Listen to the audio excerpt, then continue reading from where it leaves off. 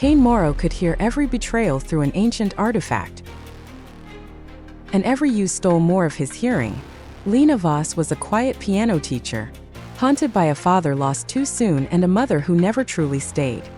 Then one accidental encounter pulled her into Kane's world, and suddenly, both of their lives became filled with pain, passion, danger, and a happiness neither of them expected.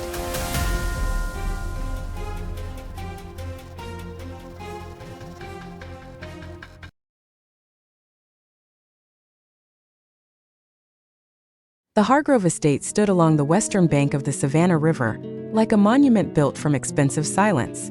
19th century Georgian architecture.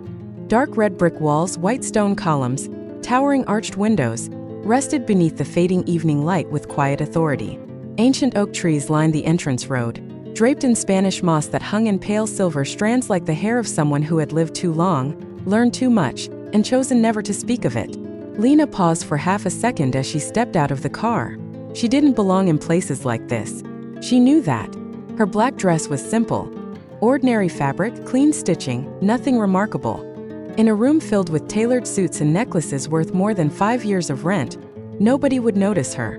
Lena adjusted the small clip in her hair, straightened her shoulders and walked inside. Just play the piano. Finish the job.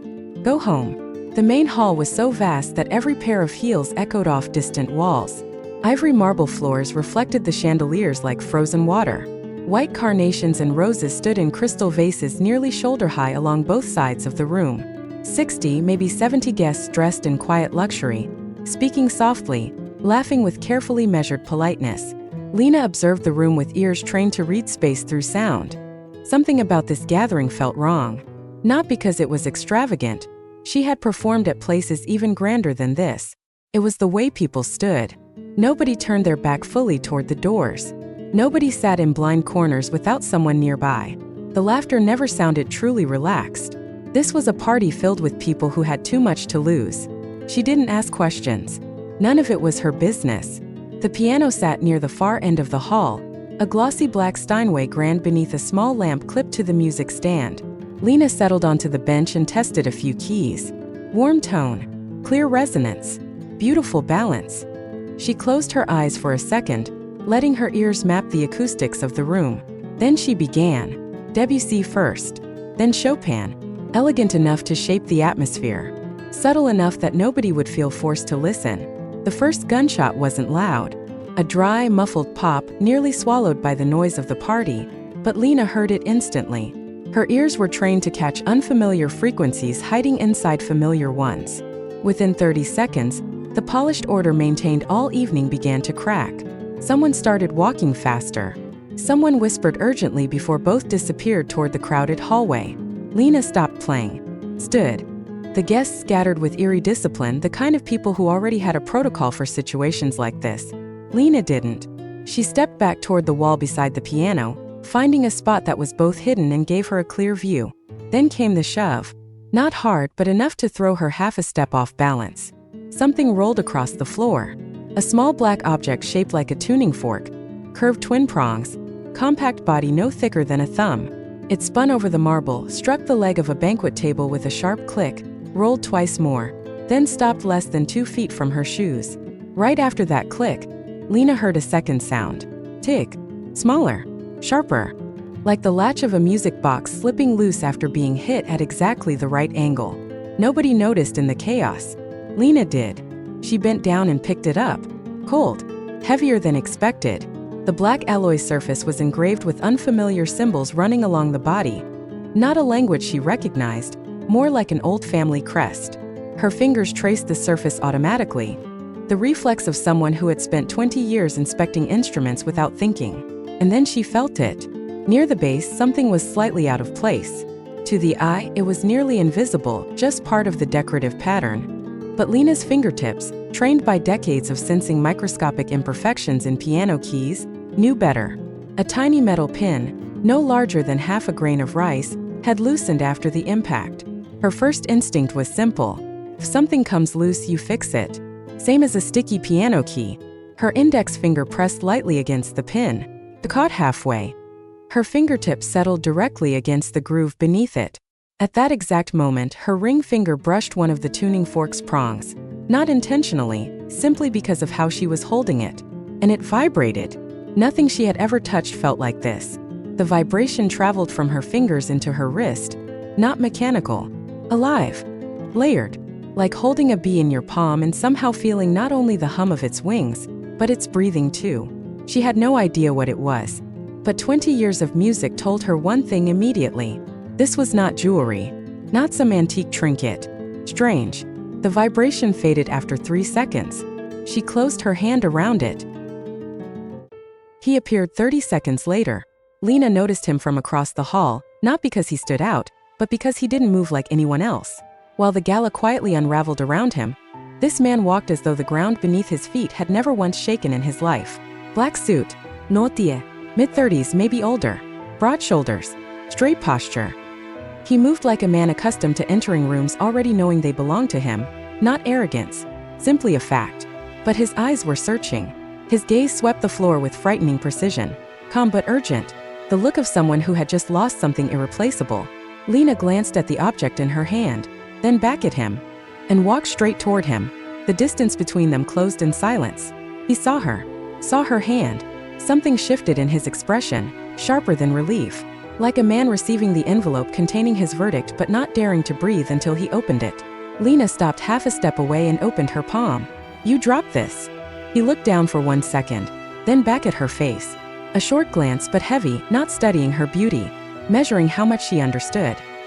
He took the object carefully, though he couldn't completely hide the urgency underneath, and Lena noticed the way he held it, completely different from her. He wrapped his entire hand tightly around the body of the tuning fork, firm enough to prevent it from vibrating freely. Then he struck it against his palm. Hard. Precise. The tuning fork vibrated. Standing barely a step away, Lena felt the resonance move through the air, and realized immediately. Different. Whatever she had felt 30 seconds earlier was not the same as what was happening now. She didn't know which one was correct. Didn't know what this thing was even meant to do. But the same object had produced 2 completely different frequencies depending on how it was held. Same instrument. Different grip. Different sound. The instant he activated it, his body changed. Not visibly. More subtle than that. His shoulders tightened by mere millimeters, something Lena noticed only because years of piano performance had trained her to read tension and posture. His jaw locked. A thin vein appeared along his neck. His eyes turned toward the crowded hallway, but he wasn't looking at it. His pupils weren't tracking anything physical.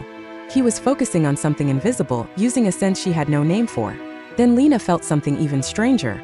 Her ears heard nothing, but her skin did. Goosebumps rose along her arms, the same sensation as standing near enormous subwoofers producing frequencies too low to hear yet strong enough for the body to feel. The air around him grew denser, heavier. Something radiated from either him or the object in his hand at a frequency beyond human hearing, but not beyond human instinct. He remained completely still for roughly 15 seconds. His entire body carried pressure of some kind, not pain, closer to the burden, like someone lifting a tremendous weight through sheer willpower instead of muscle. Then he turned toward the man behind him, a shorter, sturdier figure with a blank expression, and spoke only 2 words. Just 2. The man nodded and disappeared into the crowd. 15 minutes later, everything calmed down. No more gunshots. Nobody died. Most guests never understood what had happened. They only felt danger pass through the room like a violent gust of wind, suddenly disappearing without explanation. Lena remained beside the piano, thinking about those 15 seconds. He had stood motionless, gripping that strange metal object, body under strain, spoken 2 words, and somehow the entire situation shifted, as if, during those 15 seconds, he had heard something no one else could hear. And whatever he heard had changed the outcome completely. He had controlled the entire battlefield, using the thing in his hand. She didn't understand how, but 20 years of music had taught her one thing.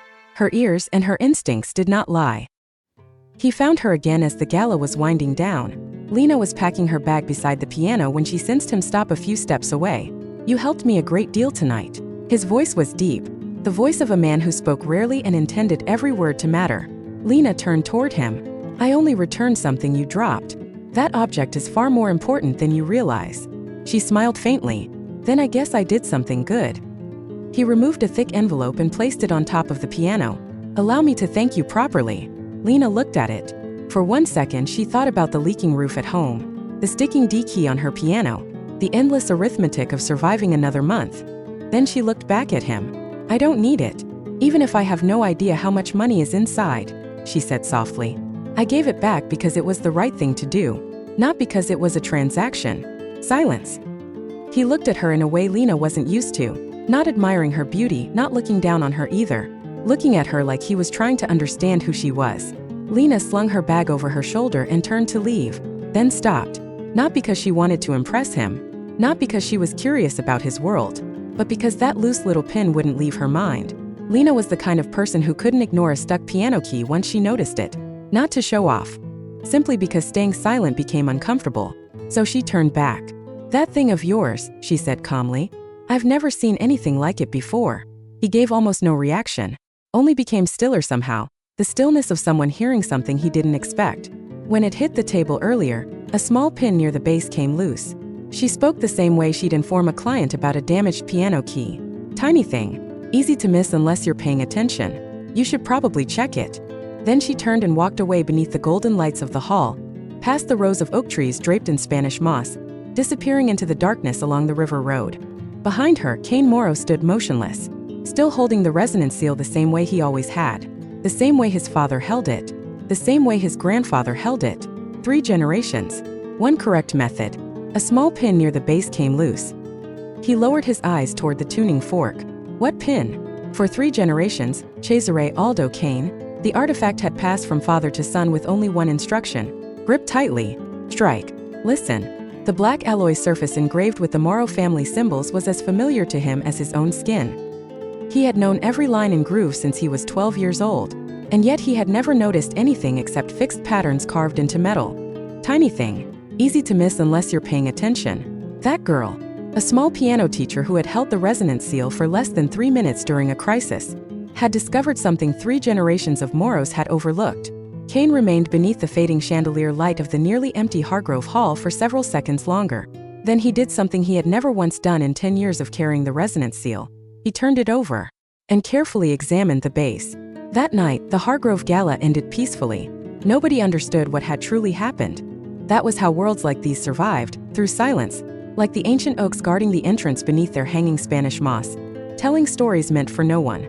But somewhere along the riverside road, a piano teacher drove her old Toyota Corolla home with the strange vibration still lingering faintly in her palm. And inside a mansion overlooking Forsyth Hill, a Mafia boss sat alone beneath a single desk lamp, turning over a family heirloom passed down for 3 generations while his fingertips searched for a pin no larger than half a grain of rice. A pin no Moro hand had ever found before. It was there, exactly where she said it would be. Midnight. The Moro estate on Forsyth Hill. 2nd floor office. 1 desk lamp glowing in the dark, a glass of untouched whiskey, and the resonance seal resting on the table. Kane wasn't looking at the stack of documents beside him. He was staring at the tuning fork. More specifically, the base of it, where the tiny pin no larger than half a grain of rice sat slightly out of place, exactly as that girl had described. He replayed the night in his mind with the cold precision of a Mafia boss dissecting a battlefield after the smoke cleared. The Vega family from Jacksonville had planted at least 4 suppressed shooters inside Hargrove Hall, positions along the eastern corridor and the secondary entrance. All are targeting him during peak crowd density, a carefully calculated ambush. Strike him in public, where retaliation had to be restrained unless he wanted bloodshed and scandal all over Savannah. And it had nearly worked, because during the initial collision, the resonance seal slipped from his hand. 10 years carrying the artifact, never once losing it.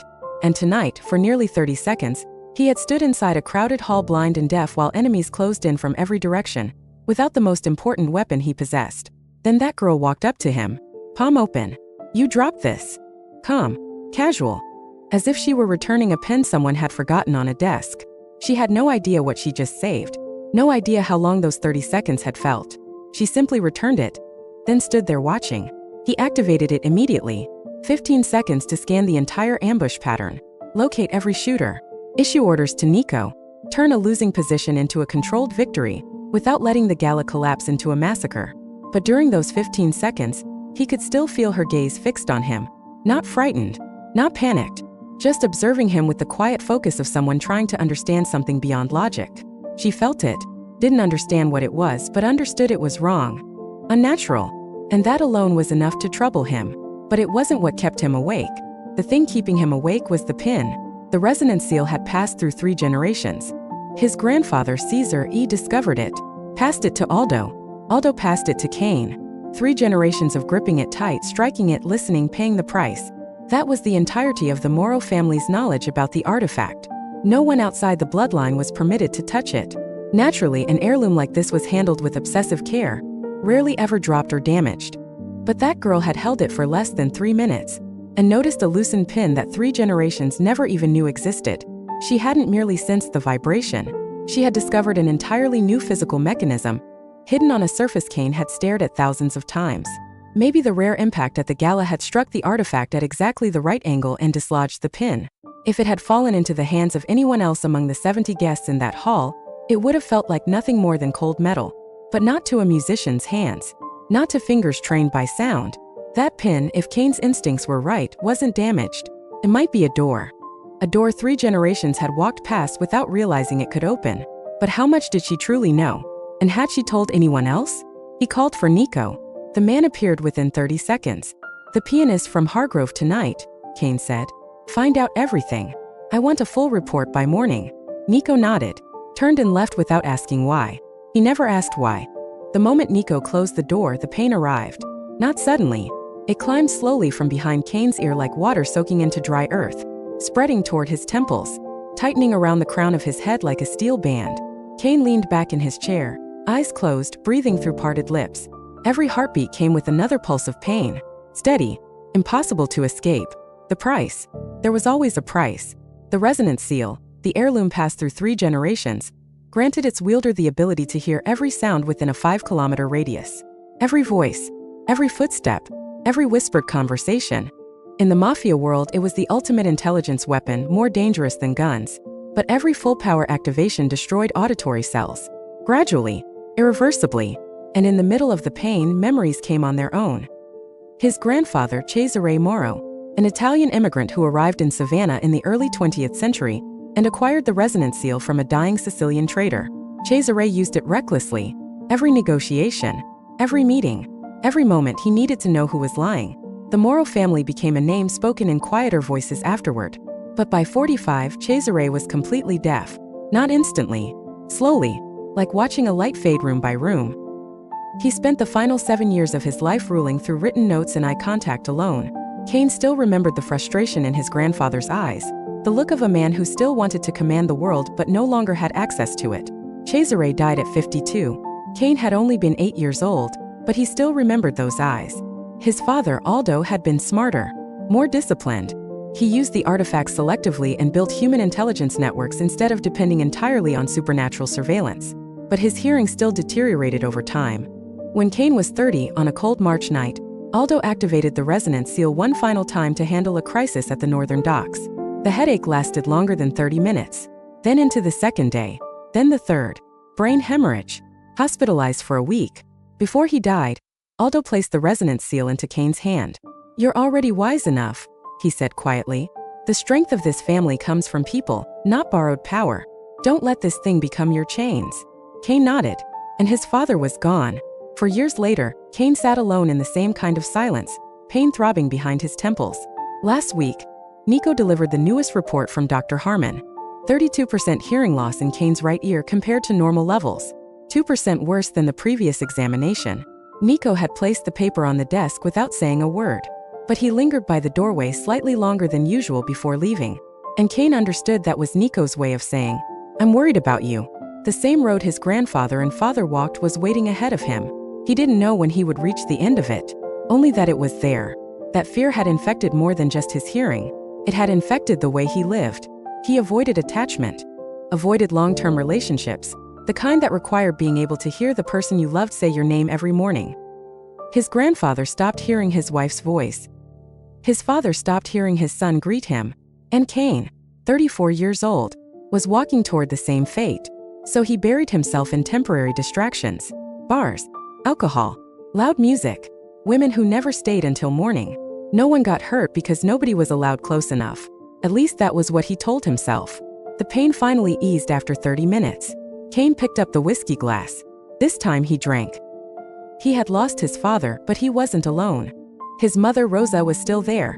The woman who raised him inside the underworld without letting him lose his warmth. the woman who still cooked minestrone from his grandmother's recipe every weekend and scolded him whenever he skipped meals. His sister, Sarah, the strategic mind behind the family. For 10 years, every major decision had passed through her before becoming action.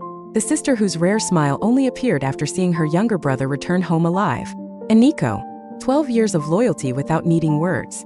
The Moro family wasn't powerful because of the resonance seal. It was powerful because of people like them. But now, beyond family and business, another question sat quietly beside the tuning fork on Kane's desk. Who was the piano teacher whose hands had discovered what 3 generations failed to see? The report arrived the next morning. Nico placed a thin folder on Kane's desk, efficient as always. Brief, clean, not a wasted word but everything necessary inside. Kane opened it. Lena Voss, 30 years old, freelance piano teacher, instructor at SCAD's music department and a local music center near Thomas Square. Lives alone in a suburban house inherited from her father. Ray Voss, former chamber orchestra conductor, deceased from illness at a relatively young age. Mother, Clara Voss, concert pianist. After her husband's death, Clara threw herself into touring and eventually moved in with Marco Fani, the drummer in her band, a reckless man known for excess and uncontrolled spending. Lena left her mother's home at 20 and moved into her late father's house alone.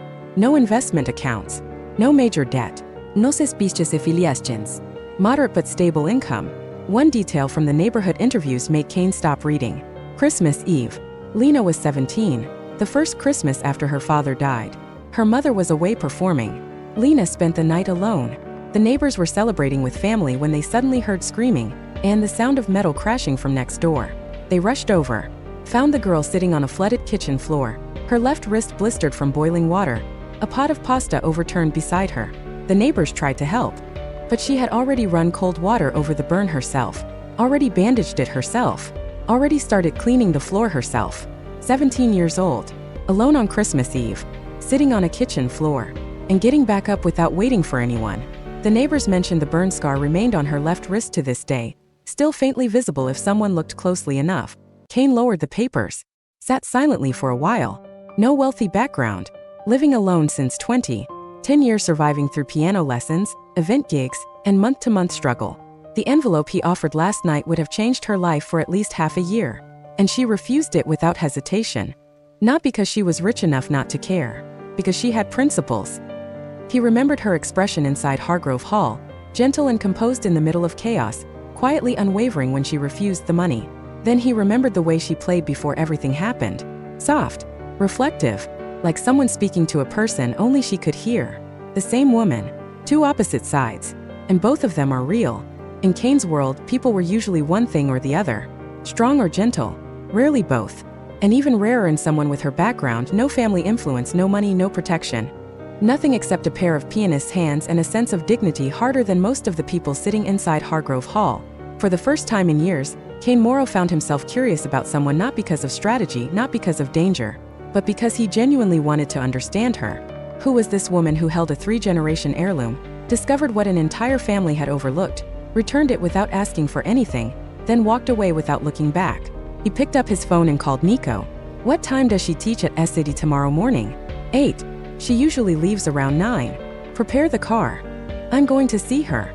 Nico went silent for 1 second, the silence of someone wanting to ask questions but knowing better. Then came the usual short reply. Yes, sir. Kane lowered the phone and looked once more at the resonance seal resting on his desk. The tiny pin still sat slightly loose beneath the glow of the desk lamp like a question waiting for an answer. He still hadn't experimented with it. Not yet. Tonight's headache had reminded him that pushing further immediately after a maximum activation could trigger uncontrollable complications. He needed time for his hearing and nervous system to recover first. And he also wanted to see the girl again. Maybe learn something more about the correct way to activate the artifact before testing anything himself. But deeper down, Kane knew he was lying to himself. He wasn't arranging this meeting solely because of the tuning fork. He wanted to see her again. The morning after the Hargrove Gala, SCAD music department parking lot. 9 a.m. Lena had just finished an early lesson and stepped out through the gates when she noticed the black sedan parked beneath a magnolia tree, and the man from last night standing beside it with 2 coffees already in hand. Charcoal button-up shirt, sleeves rolled to his forearms. The faint exhaustion of someone who hadn't slept much. And somehow the more ordinary he looked, the more dangerous he became in a way she couldn't quite explain. She stopped, surprised, not frightened. just surprised that a Mafia boss had personally come all the way to where she taught, at the exact time she finished work, as if her schedule already lived in his pocket. He offered coffee. His reason, gratitude since she hadn't accepted the money last night. Lena looked at the 2 cups, looked at him, then nodded. The cafe sat beside the Savannah River. 9:30 in the morning. Sunlight poured gold through the windows and scattered across the water outside. Quiet. Only 2 or 3 occupied tables. Calm enough that every word between them felt unusually clear. Kane thanked her again, slower this time, heavier than at Hargrove. He told her the object meant far more than the envelope of money ever could, that she had helped him at the exact worst moment possible. Then he asked why she refused the payment. It would have been fair compensation. Lena stirred her coffee once before answering. It was important to you. To me it was basic decency. I didn't even know how important it really was. I just returned something to the person who lost it. But that amount of money could have changed your life. That's true. She took a sip. For me it was a lot of money. A faint smile touched her lips. But I'm content with the life I have now. Music keeps bringing small good things into my life, little by little. And somehow that's enough. She set her cup down and looked directly at him. But I doubt you went through all this effort just to thank me for returning something, did you? Kane paused for half a heartbeat, the brief stillness of a man caught off guard by intelligence he hadn't prepared for. I think you understand more about that object than I expected. It's an old artifact, Lena said carefully. Rare. And the vibration frequency it produces is unusual. That's all I really sensed during the few minutes I held it. You've never encountered anything similar before? Something 50 or 60% similar? Maybe. She tilted her head slightly. But completely like this? No. First time. Kane smoothly shifted the conversation toward the pin, his tone casual enough to sound like an afterthought. A flawless lie delivered without changing expression. As for the pin, I tightened it back into place after the fall. Thank you for pointing it out. Lena smiled faintly. It's strange that such a tiny pin could create a resonance that powerful. Inside, Kane went completely alert. Outside, he remained perfectly composed. You tested it? When I instinctively pushed the pin back into place, I accidentally triggered a very strange frequency. She leaned back slightly. I didn't expect something that small to create such a sharp vibration. I couldn't hear it exactly, but I could absolutely feel it. She paused. But when you activated it at Hargrove, the resonance was much stronger. I was standing over 6 feet away and still got goosebumps. Inside Kane's mind, every instinct lit up at once. Tonight he would test it again. Without question. But in front of her, he kept the same calm expression. Are you sure that's all you know? Lena laughed softly. With only a few minutes and a room full of chaos around me, how much more could I realistically discover, Mr. Moro? Then her voice flattened slightly, gentle but clear. I understand what you're worried about. That Gala belonged to the underworld, and somehow a pianist like me wandered into it by accident. But I was there to play music and get paid. Everything beyond music. She shook her head lightly. I don't carry those things with me. Her eyes met his directly. And since it clearly matters to you, I won't talk about things that have nothing to do with my life. My world is much simpler than yours, Kane. I'm not interested in inviting trouble into it. Kane looked at her. And for the first time since sitting down, something close to relief appeared in his eyes. She understood the problem, answered it directly, and somehow read the fear he never voiced aloud. Afterward, they drifted into a smaller conversation. She asked where he bought the coffee. He told her about a cafe along Bull Street he visited often. Simple things, normal things, like 2 people who had just discussed something enormous and needed ordinary conversation afterward just to come back down to earth. Eventually, Lena stood, thanked him for the morning, and stepped out into the riverside sunlight. Kane remained seated. Now he knew 2 things for certain. Lena knew more than she admitted, but she also genuinely had no intention of turning that knowledge into danger for anyone. And tonight he would go home, turn the resonance seal over, open the pin, and start again from the beginning. That night, Kane tested it. Office door closed. Alone. He flipped the resonance seal over and found the pin. Still loosened exactly where Lena had described. This morning, she had explained it clearly. Index finger along the groove beneath the pin. The ring finger touches the tuning fork's prong. He copied her grip. Tapped lightly. The first attempt. Chaos. Sound crashed into him without structure. Far weaker than a full activation, but tangled beyond comprehension, like 10 radios broadcasting at once. Second attempt. Same result. Third. Fourth. Ninth. Each activation shifted slightly, but none became controllable. No piercing pain. No maigran. But useless. On the 10th try, something finally changed. Barely. He focused on a single direction. One voice. For 3 brief seconds, he heard Nico downstairs speaking on the phone with crystal clarity. Then it vanished. Kane leaned back in his chair, staring at the tuning fork in his hand.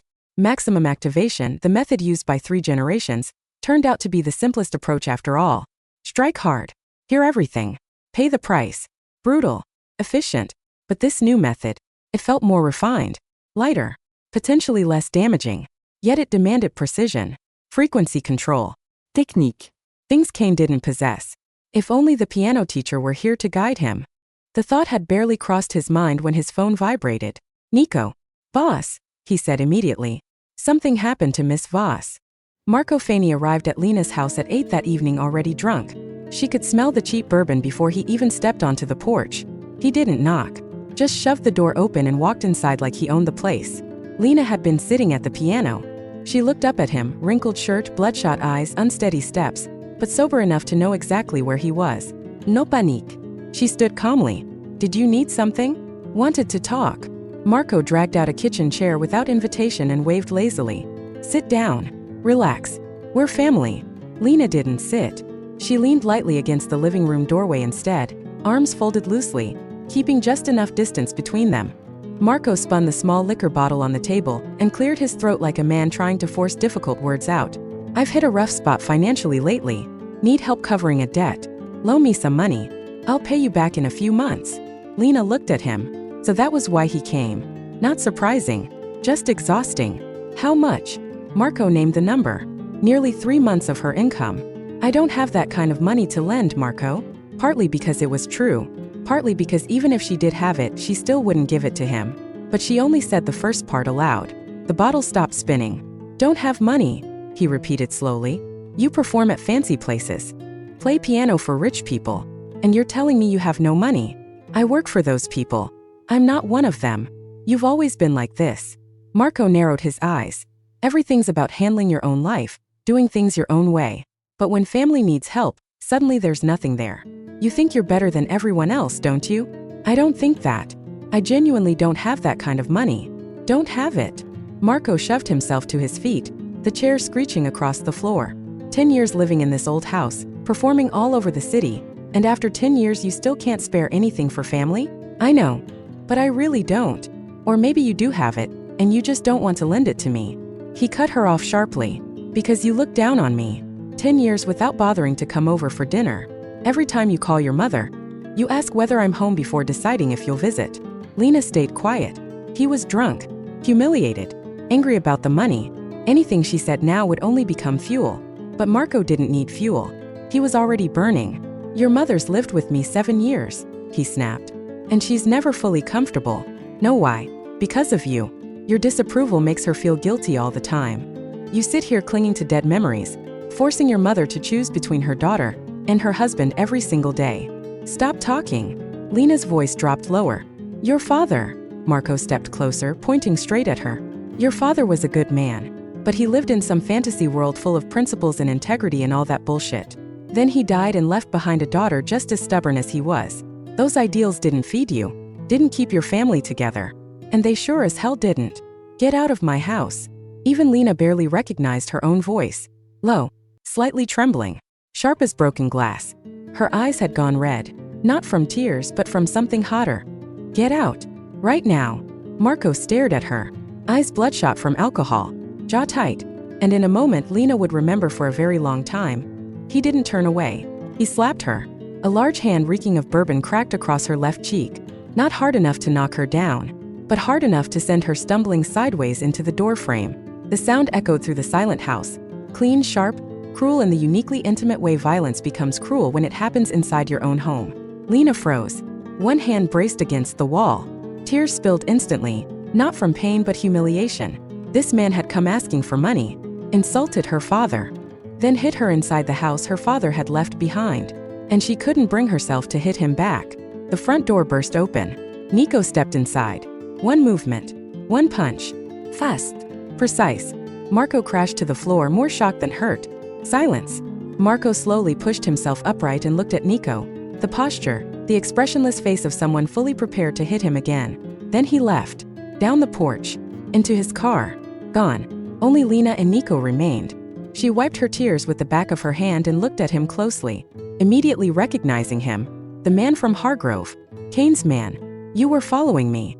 Yes. Why intervene? You saved the boss. I saved you. Fair trade. Lena looked at him for several seconds. Then we're even now, she said quietly. No more debts between us. That night Lena sat alone in the kitchen without turning on the lights.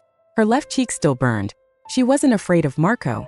She was afraid of the feeling that no matter how carefully she built a peaceful life, no matter how many trees she planted, how many songs she played, all it took was one drunk man shoving open a door to make everything fragile collapse. Her eyes drifted toward her left wrist. The scar. Faded now after 13 years, but still visible if someone looked closely. A patch of skin smoother than the rest, uneven along the edges, exactly where boiling water splashed onto her skin that Christmas Eve when she was 17. That night she had sat alone on the kitchen floor too, hurting, with no one coming. She told herself then that she needed to become stronger, stand up alone, clean the floor alone, bandage herself alone, and over 13 years, the scar had become proof that she could survive falling apart.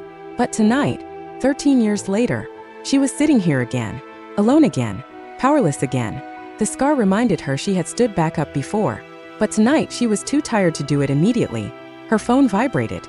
Mom. For one brief second Lena thought, at least this time she'll come. At least this time her mother would hold her and ask if she was hurt. At least this time. She answered. It wasn't that. Clara Voss's voice sounded colder than ever, the voice of someone who had already chosen sides. She asked whether Lena was all right. Apologized for Marco. Said he'd been stressed lately and didn't know how to handle it properly. Then came the final sentence. Next time something happens, try not to be too harsh on him. Lena sat there holding the phone in silence. She had just been slapped inside her own home, and her mother was asking her not to be harsh with the man who hit her. I understand, Mom. Take care of yourself. She hung up. Then she cried. Not quiet tears. Real crying. The kind that echoed through a small, empty house with nobody listening except the oak tree outside the window. She cried because she was exhausted more than hurt. Because in the end, the woman who gave birth to her had still chosen the man who slapped her daughter. And somehow, at 30 years old, alone in this house, Lena had still hoped her mother would choose differently this time, even though she already knew she wouldn't. Then came the sound of a heavy engine stopping outside the gate. Not Marco's car. Smoother. Familiar. A car door is closing. Footsteps crossing the stone path. Stopping at the porch. Instinctively, Lena wiped her tears away. Quick, practiced, the same way she had wiped them away hundreds of times over the past 13 years. She stood, walked to the front door and opened it. Kane Moro stood on her porch. No suit this time. Simple dark clothes. His eyes met hers. And beneath the pale yellow porch light, he saw the redness around her eyes she hadn't managed to hide completely. Sadness triggered Lena's oldest defense mechanism. 13 years had sharpened it into instinct. When she was weakest, she became coldest. Come in, she said quietly. I'll make tea. Kane entered without a word. He didn't ask if she was all right. Didn't mention Marco. Didn't explain why he came. He simply crossed the threshold, sat at the kitchen table and waited. Lena boiled water. Her hands stayed steady. She had already survived the stage of spilling boiling water across kitchen floors 13 years ago. Kettle. Tea leaves. Hot water. She placed a cup in front of him and sat across the table. Outside, rain poured down. Not gentle rain. Savannah autumn rain. Heavy Atlantic storm clouds unloading without mercy. Thunder rolled overhead. Lightning flashed white through the kitchen windows, illuminating both their faces for half a second before darkness swallowed them again. Kane drank det. Lena drank det. Neither spoke. Then she noticed something strange. He never looked directly at her for long. Glances, then away again. His eyes settled on the teacup, the table, the rain outside, but never her face long enough for their gazes to truly meet. He respected her sadness. Lena understood immediately. There was a difference between people who wanted to fix pain and people who simply stayed beside it. Kane wasn't asking questions. Wasn't offering comfort. Wasn't trying to repair anything. He just sat there across from her at the old wooden table, drinking tea in silence. And somehow, that silence became the most comforting thing she had received all day. More comforting than her mother's phone call.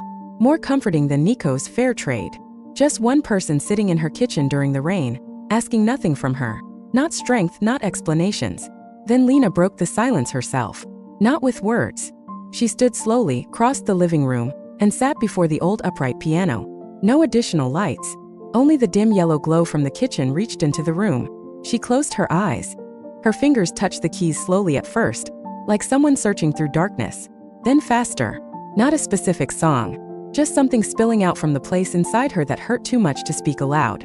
Lena, 30 years old, slapped inside her own house, listening to her mother defend the man who hit her. Sitting before the piano her father left behind and pouring everything she couldn't say into sound. The melody began softly, then rose, then shattered apart. Her tears followed the same path, quiet at first, then trembling, then breaking completely. Her fingers slipped across the keys. Wrong notes. Another wrong note. Then her hands shook so badly she couldn't continue playing. The music stopped. Her hands remained resting on the keys. Head lowered, shoulders trembling. Then footsteps behind her. Slow, careful, not rushed. Kane stood directly behind her, without touching her, just standing there. Lena turned around and threw herself into his arms. Not a gentle hug, the desperate embrace of someone drowning who had finally found something solid enough to hold onto. Her arms wrapped tightly around his waist, face pressed against his chest, shoulders shaking as every tear she had held back all night finally broke loose. Kane stood frozen for 1 second, the hesitation of a man unaccustomed to being held. Then slowly, carefully, his arms closed around her. Gentle at first, tighter once he felt how badly she was trembling. "I'm here now," he whispered.